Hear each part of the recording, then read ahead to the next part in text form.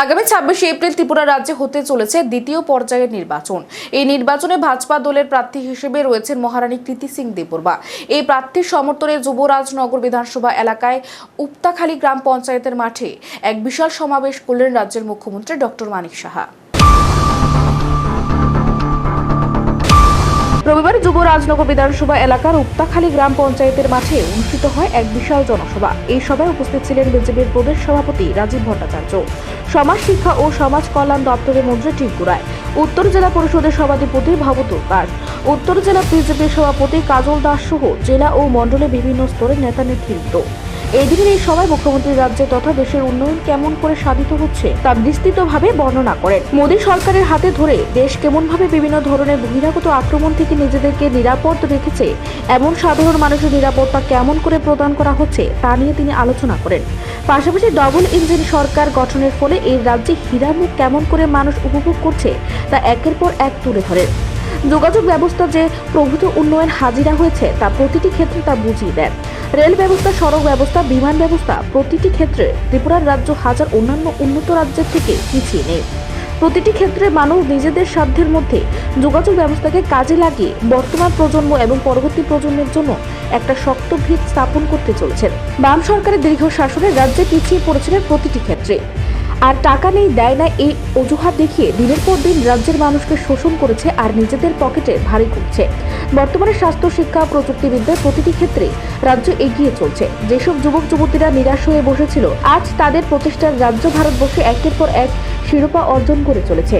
আসলে বামফ্রন্ট আমলে মানুষের মানসিকতাকে এমন অবস্থায় নিয়ে গিয়েছিল যে একেবারে মানুষ নেগেটিভ চিন্তা করতে করতে তলানিতে গিয়ে পৌঁছেছিলেন। 2018 সালের পর থেকে বলতে গেলে এই রাজ্যে প্রকৃত উন্নয়ন শুরু হয়েছে, আর 2014 সালের পর থেকে ভারতবর্ষের প্রকৃত উন্নয়ন চলছে। 2047 সালে যে পরিকল্পনা গ্রহণ করা হয়েছে তা সঠিক উপায় হলে আগামী হাজার বছর এই ভারত পৃথিবীর মধ্যে একটা বিশিষ্ট স্থান অধিকার করে থাকবে। আবার তৃতীয়বারের জন্য প্রধানমন্ত্রী হিসাবে আমরা আমাদের প্রধানমন্ত্রী, যশস্বী প্রধানমন্ত্রী নরেন্দ্র মোদীজিকে বসানোর সেই নির্বাচন, এবং এই নির্বাচন শুধুমাত্র 5 বছরের জন্য না, 2047 সনে যে এখন উনি যেসব পরিকল্পনা করছেন এবং আমাদের এই বিকশিত ভারতের যে সুফল সেটা পাওয়ার জন্যই এই নির্বাচন। মোদীজি আজকে যেভাবে সর্বাঙ্গীন উন্নয়নের লক্ষ্যে উনি কাজ করছেন, আমরা সবাই এটা আমরা দেখতে পাচ্ছি। সারা ভারতবর্ষ তো দেখছেই, সারা পৃথিবীর লোক পর্যন্ত দেখছে।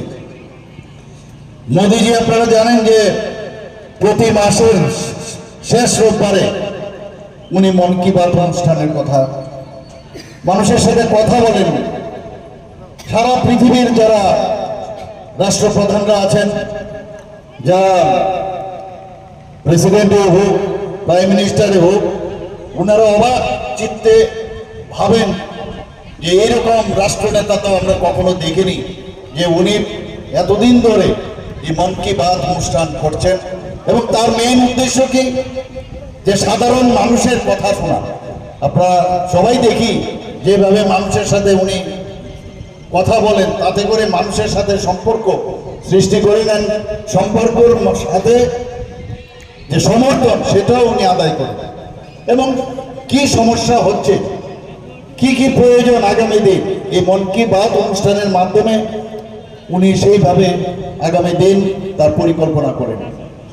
চারটিখানে কথা নয়, এতদিন ধরে এই মন কি বাত অনুষ্ঠান চলছে, এবং এই মন কি বাত আমরা দেখেছি যে এর আগে রামায়ণ, মহাভারত যে টিভি সিরিয়াল হতো, আমরা সবাই দৌড়ে যেতাম। এখন এমন একটা হয়েছে যে প্রধানমন্ত্রীজি যখন মন কি বাতের অনুষ্ঠান হয়, সমস্ত মানুষ বসে থাকে, উনি কি বলছেন, কি জানতে চান মানুষের। এই হচ্ছে আমাদের মাননীয় প্রধানমন্ত্রী নরেন্দ্র মোদীজি।